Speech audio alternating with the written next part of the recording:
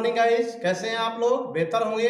मैं विपिन सर आप लोगों के लिए एक बार फिर से अपने स्मार्ट स्टडी क्लासेस की यूट्यूब चैनल पर आपका स्वागत करता हूं।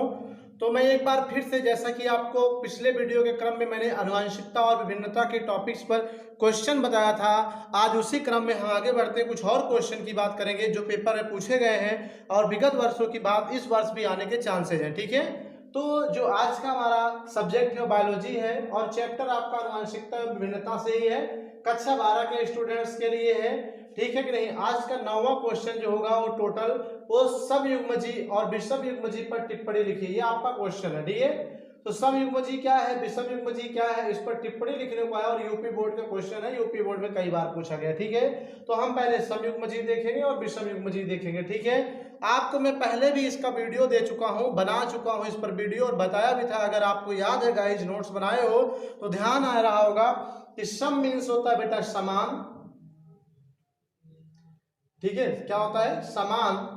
और युग्मजी का मतलब यहां जीन से है, अर्थात जब किसी लक्षण के युगल जीन अर्थात जोड़ी वाले जीन क्या है, समान होते हैं, तो उसे हम समयुग्मजी कहते हैं। ठीक है कि नहीं? और इसका जस्ट अपोजिट कर दो, विषम मीन्स क्या होता है? भिन्न। ठीक है, और युग्मजी माने जीन, अर्थात जब जोड़ी वाले जीन आपस में भिन्न हो तो उन्हें विषम युग्मजी कहते हैं। जैसे एक कैपिटल टी और एक स्मॉल टी, ये क्या है बेटा? ये विषम युग्मजी है। क्या है? विषम युग्मजी है। और यहाँ पर जैसे लंबेपन के लिए मैंने कैपिटल टी और स्मॉल टी बौनेपन के लिए, ये भी क्या है? समयुग्मजी है। ठीक है, और ये भी क्या है? समयुग्मजी है। ठीक है, क्यों? क्योंकि देखो दो जीन यहाँ भी है, लंबेपन का कैपिटल टी दोनों कैपिटल है इसलिए समयुग्मजी। यहाँ भी बौनेपन का दो जीन है, दोनों एक दूसरे समान, स्मॉल ये भी है स्मॉल ये भी है, इसलिए समयुग्मजी हुआ। और यहाँ पर अगर हम देखें तो ये लंबेपन के लिए है F1 पीढ़ी में, जैसे आपने देखा था। ठीक है, लेकिन इसमें एक कैपिटल है और एक स्मॉल है, तो ये क्या है? विषम युग्मजी जीन है। क्या है? विषम युग्मजी जीन है। ठीक है कि नहीं? जैसा कि मैंने आपको बताया था, मेंडल ने लंबेपन के लिए कैपिटल टी प्रयोग किया था, लेकिन वर्तमान समय में कैपिटल डी प्रयोग किया जाता है और बौनेपन के लिए स्मॉल डी प्रयोग किया जाता है। क्योंकि दोनों जोड़े के जीन जो है वो कैपिटल है, इसलिए ये समयुग्मजी हैं। और यहाँ भी दोनों स्मॉल है, दोनों स्मॉल है, इसलिए दोनों जोड़ी में एक जैसे स्मॉल है, इसलिए ये भी क्या है बेटा? समयुग्मजी है। ठीक है कि नहीं? और यहाँ एक कैपिटल और एक स्मॉल कर दे तो अब ये क्या होगा? विषम युग्मजी होगा। क्या होगा? विषम युग्मजी जीन होगा। समझ में आई बात कि नहीं?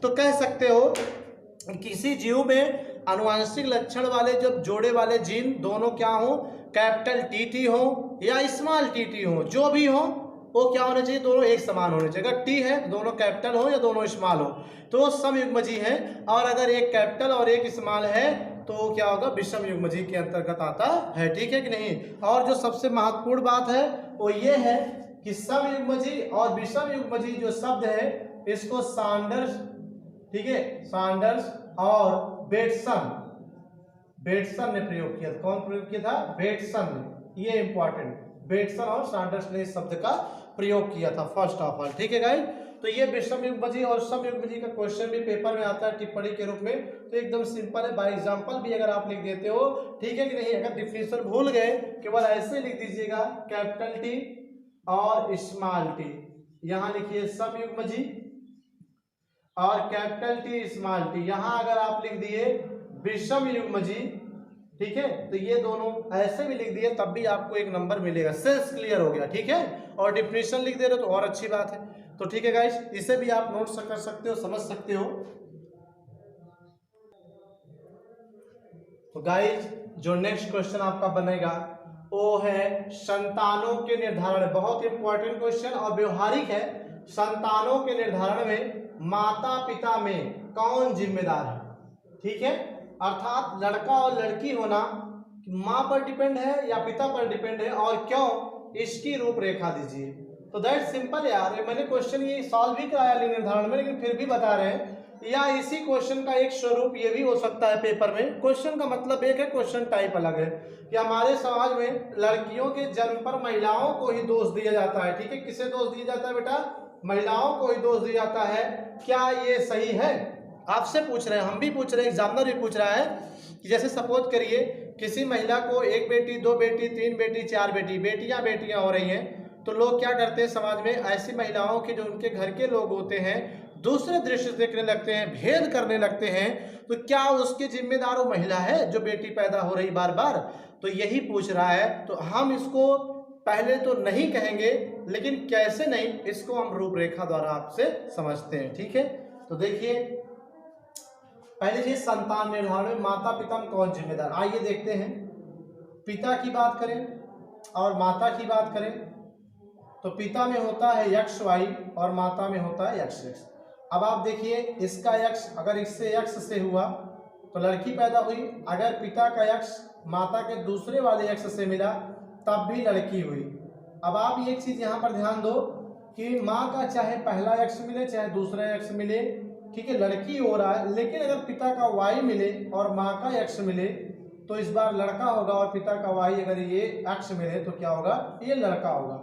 तो अब आप बताइए कि ये मैंने रूपरेखा दे दिया, ठीक है, जो रूपरेखा मांग रहा दे दिया। अब कह रहा है कि संतान में लड़का होना लड़की होना किस पर डिपेंड है, माँ पर कि पिता पर। अब आप बताओ, लड़की यानी माता में तो भाई यक्ष गुणसूत्र है, ये वाला यक्ष ये वाला दोनों यक्ष सही है, चाहे ये मिले चाहे ये मिले, क्या फर्क पड़ता है, ठीक है कि नहीं। लेकिन पिता में फर्क पड़ता है, क्योंकि अगर यक्ष मिलेगा तो लड़की होगी, लेकिन अगर माता के यक्ष से वाई मिल जाता है तब लड़का होगा, सॉरी यहाँ लड़का होना चाहिए, तब लड़का होगा। तो आप बताइए लड़का के लिए वाई चाहिए, क्योंकि पुरुष में वाई होता है और वाई मिल कहाँ रहा, पिता से मिल रहा है। तो इसका मतलब है, बोलो, संतान निर्धारण में, ठीक है, संतान निर्धारण में, ठीक है, पिता की भूमिका होती है, ठीक है, पिता की भूमिका होती है। ओके, ये आपका आंसर हो गया, ठीक है। क्योंकि ठीक है, वाई गुणसूत्र पिता के पास, राइट, ये इसका आंसर हो गया। अब हम बात करते हैं, हमारे समाज में लड़कियों के जन्म पर महिलाओं को ही दोष दिया जाता है। अब आप बताइए, आप भी एक लड़की हैं, अगर आपकी शादी होने के बाद सपोज करिए गर्ल्स ही पैदा हो रहे हैं, जिस घर में आप गए वहां के घर के सास ससुर ताना मारते हैं, तो अब आप क्या आंसर देंगे? सीधा सा एक पेन उठाइएगा और एक आप कॉपी उठाइएगा और रूपरेखा बना के बता दीजिएगा कि लड़का और लड़की पैदा होना ये मेरे बस में नहीं है, बल्कि ये आपके लड़के अर्थात हस्बैंड के वाई गुणसूत्र पर डिपेंड है जो कि उनके पास है, ठीक है कि नहीं। तो इस तरह से आप उनको ये चीजें समझा सकते हो, ठीक है। तो जो इसका उत्तर है बेटा नहीं, हमारे समाज में लड़कियों के जब महिलाओं को दोष दिया जाता है ये सही नहीं है। क्यों? क्योंकि लड़का होना या लड़की होना ये पिता अर्थात पति के वाई गुणसूत्र पर डिपेंड है जो कि पति में है, इसलिए पति जिम्मेदार हुआ, अर्थात तो उसका बेटा जिम्मेदार हुआ जो महिला ताने मार रही है, ठीक है। तो इसलिए बेटे को रिस्पॉन्सिबल होना चाहिए, ना कि बहू को। समझ में आई बात ही नहीं? तो ये चीजें यहाँ पर ये कंफर्म हमने कर दिया। अब आप इस क्वेश्चन को भी क्या कर सकते हो बेटा, समझ सकते हो, नोट कर सकते हो, ठीक है कि नहीं। तो गाइस चलते हैं हम नेक्स्ट क्वेश्चन की ओर। इसी पार्ट का और बहुत इंपॉर्टेंट क्वेश्चन, थोड़ा तार्किक है कि क्वेश्चन नंबर 11 देखते हैं कि एक समीकरण दिया बेटा 22a + x0, ये ओ नहीं बेटा, ये क्या है बेटा, जीरो है, इसे आप जीरो समझना, बराबर 45। कैसे? 22 ए माने ऑटोसोम समजात गुणसूत्र, यहाँ ए का मतलब है ऑटोसोम अर्थात समजात गुणसूत्र, ठीक है। हमने कई बार बताया कि 44 गुणसूत्र अर्थात कुल 46 में से 22 जोड़े जो ऑटोसोम होते हैं, वही लिखा है 22a। अब बाकी 2 लिंग गुणसूत्र होते हैं, तो वो यहाँ लिंग गुणसूत्र यक्ष है और दूसरा नहीं है, जीरो है, इसका मतलब केवल यहाँ लिंग गुणसूत्र 21 है। तो 22 ऑटोसोम जोड़े में 22 दूना 44 और 1 45, अर्थात टोटल कितने गुणसूत्र हुए? 45। और तथा 2 यक्ष + 1, यानी यक्ष माने लिंग गुणसूत्र का यहाँ पर सेंस है, ठीक है। यक्ष का मतलब क्या है? लिंग गुणसूत्र। तो कह रहा है 2 यक्ष यानी 2 लिंग गुणसूत्र हो और उसमें +1, एक अतिरिक्त आ गया, एक क्या हो गया? अतिरिक्त आ गया है। तो बोलो कितना हो गया? बोलो 44 होता ही है, 2 लिंग गुणसूत्र 46 और +1 47 आ गया। कहां पर एक जो एक्स्ट्रा बढ़ा 21वीं जोड़ी गुणसूत्र, 21वीं जोड़ी गुणसूत्र 2 के बजाय कितना हो गया, 1 बढ़ गया 3 हो गया, अर्थात 47 गुणसूत्र हो जाते हैं। ठीक है, तो ऐसे सिंड्रोम का नाम बताइए। सिंपल यार, पढ़ चुके हो, अब आप बता सकते हो ऐसे सिंड्रोम का नाम क्या होगा। ठीक है, बता सकते हैं गाइस। पहली चीज 45, और वो भी कहां पर, यक्ष गुणसूत्र कम हो गया एक। तो जब मैंने कहा था लिंग गुणसूत्र 2 के बजाय 1 हो जाए तो उसका नाम टर्नर सिंड्रोम होता है। क्या होता है, टर्नर सिंड्रोम। तो ये जो समीकरण होगा, ठीक है, कौन सा, 22a प्लस x0, ठीक है कि नहीं, ये जो होगा ये बराबर 45, ठीक है, ये टर्नर्स सिंड्रोम, ठीक है, टर्नर्स सिंड्रोम होता है, ये इसका आंसर। ठीक है, टर्नर सिंड्रोम होता है। और इसमें जो होते हैं पुरुष, मैंने बताया था ऐसे कम गुणसूत्र अगर हो गया 46 या 45, तो ऐसे पुरुष जो टर्नर सिंड्रोम वाले होंगे अर्थात 45 वाले, उनमें स्त्रियों जैसे लक्षण आ जाते हैं, स्त्रियों जैसे स्तनों का विकास हो जाता है, गायनेकोमैस्टिया हो जाता है, मैंने आपको बताया था, और वृषण अविकसित होते हैं जिससे शुक्राणु नहीं बनते और प्रजनन योग्य नहीं होते। ठीक है, और दूसरा जो इसका सेकंड पार्ट आ रहा है ये वाला 2x+1, ठीक है, 2x+1 21वें, ठीक है, जोड़ी, 21वें जोड़ी में क्या हो रहा है, 2x बजाय 1 और आ गया, 3 हो गया, अर्थात 47।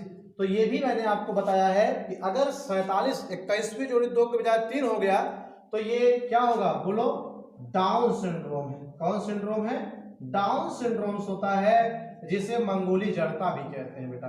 क्या कहते हैं, मंगोली जड़ता या मंगोलियन इडियट कहते हैं। क्या कहते हैं, मंगोलियन इडियट कहते हैं। ठीक है, मंगोली इडियट भी कहते हैं। ओके गाइस, तो ये भी मैंने आपको आंसर इसका क्या किया, बता दिए। क्वेश्चन पूछ सकता है कुछ नहीं, आप घबरा सकते हैं, बस समीकरण समझने की बात है कि 22 ऑटोसोम यानी समजात यानी 44 1 45, ये ओ नहीं 0 है, यानी 45 गुणसूत्र, 1 कम हो गया। कहाँ कम हो रहा है, ये लिंग गुणसूत्र में कम हो रहा है। तो जब लिंग गुणसूत्र 2 के बजाय 1 हो जाए तब ये टर्नर सिंड्रोम होता है, और जब 21वीं जोड़ी गुणसूत्र 2 के बजाय 1 प्लस हो जाए 47, तो उससे हम क्या कहते हैं, डाउन सिंड्रोम्स कहते हैं। ठीक है गाइस, तो ये भी इसका आंसर हमने आपको क्लियर कर दिया, ये भी आप नोट कर सकते हो क्वेश्चन गाइस। चलते हैं नेक्स्ट क्वेश्चन की ओर। तो गाइस चलते हैं नेक्स्ट क्वेश्चन की ओर, और ये भी क्वेश्चन कुछ इंटरेस्टिंग है कि एक, ठीक है, दंपत्ति के 50% पुत्र व 50% पुत्रियां, वर्णांधता पर है क्वेश्चन ये, 50% पुत्रियां, ठीक है, वर्णांध है तो, ठीक है, माता पिता में इसकी या वर्णांधता की रूपरेखा, ठीक है, रूपरेखा बताइए। ओके, उत्तर हम लोग देखते हैं। कह रहा एक दंपत्ति में, दंपत्ति का मतलब माता पिता, 50% पुत्र वर्णांध है और 50% पुत्रियां वर्णांध है। क्वेश्चन घुमा दिया है। अभी तक ये कह रहा था एक सामान्य महिला का विवाह एक वर्णांध पुरुष से किया जाए या वर्णांध महिला का विवाह सामान्य पुरुष से करें तो संतानों में रूपरेखा बताना था, लेकिन अब संतान में आंसर खुद ही बता, क्वेश्चन पूछ लिया है। तो देखते हैं हम लोग, ठीक है, यदि महिला यहाँ पर वर्णांध है, ठीक है, यदि महिला वर्णांध है तथा पुरुष जिससे शादी हो रही है पुरुष सामान्य हो तो देखते हैं हम लोग, महिला वर्णांध पुरुष सामान्य, तो महिला का मतलब बेटा XX, और वर्णांध अगर कह दे तो वर्णांधता का जो क्रोमोसोम होता है वो किसको प्रोवाइड करता है, X गुणसूत्र को, और पुरुष को XY। तो अब आप बताओ, वर्णांध जो हो उससे राउंड कर देते, महिला वर्णांध है जिसका एक लिंग गुणसूत्र मैंने राउंड किया, पुरुष सामान्य है तो ऐसे ही लिखा। तो यहां पर हम लिखते हैं पुरुष, वो भी सामान्य, और ये महिला वर्णांध। ठीक है, अब क्या होगा, सपोज करिए इसके बच्चे होंगे तो X, ये वाला X आया और ये वाला, तो लड़की हुई लेकिन वर्णांध हुई। क्या हुई गाइस, वर्णांध लड़की हुई। ओके, वर्णांध लड़की हुई। और अगर ये वाला X इसके Y से मिल रहा है तो XY लड़का हुआ, लेकिन देखो राउंड वाला X जा रहा है, तो ये वर्णांधता वाला क्रोमोसोम है, तो हम कहेंगे वर्णांध पुत्र हुआ। क्या हुआ, वर्णांध पुत्र लड़की के जगह पे हम पुत्री लिख देते हैं क्वेश्चन के अकॉर्डिंग, ठीक है, और ये पुत्र हुआ वर्णांत, ठीक है। अब इस वाला एक्स महिला का इस वाला एक्स के पुरुष से मिलता है, एक्स एक्स लड़की होगी, लेकिन ये क्या होगी बेटा, सामान्य होगी, ठीक है। फिर ये एक्स होगा और ये वाई होगा, एक्स वाई, तो लड़का हुआ लेकिन सामान्य हुआ, ठीक है।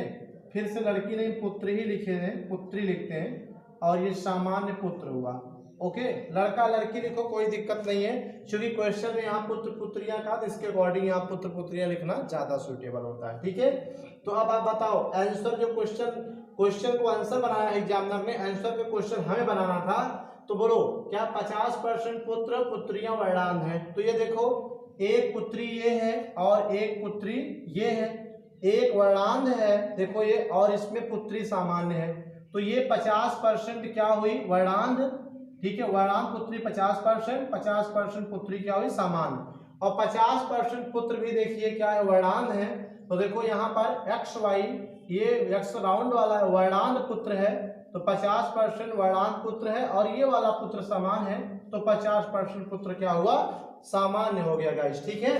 तो यही इसका मतलब ये हुआ कि क्वेश्चन जो बन रहा है कि महिला वर्णांत हो पुरुष सामान्य हो, अगर उसकी हम शादी करें तो उसमें जो बच्चे होंगे 50% पुत्र वर्णांत होंगे और 50% पुत्रियां भी वर्णांत होगी, और अगला 50-50% पुत्र और पुत्रियां क्या होंगे गाइस, सामान्य होंगे, ठीक है कि नहीं, बात समझ में आ गई होगी। तो ये क्वेश्चन आपका, ठीक है, यहाँ पर नोट कर दिया गया है, ठीक है। तो ये भी क्वेश्चन इस तरह से भी पेपर में आते हैं, तो आप इसे भी नोट कर सकते हैं, और हम चलते हैं नेक्स्ट की ओर। नोट करिए सभी गाइस, नोट करें फटाफट, क्वेश्चन को नोट करो। तो गाइस चलते हैं नेक्स्ट क्वेश्चन की ओर। अब जो हमारा नेक्स्ट क्वेश्चन होगा, ठीक है कि नहीं, वो है कि मनुष्य में, अभी मैंने इसको पिछले वीडियो में कराया था लेकिन क्वेश्चन थोड़ा चेंज है, आंसर वही है। मनुष्य में लिंग संलग्न 1 नंबर का आता है, मनुष्य में लिंग संलग्न लक्षणों वाले 2, ठीक है, रोगों के नाम बताइए, ठीक है, 2 रोगों के नाम बताइए।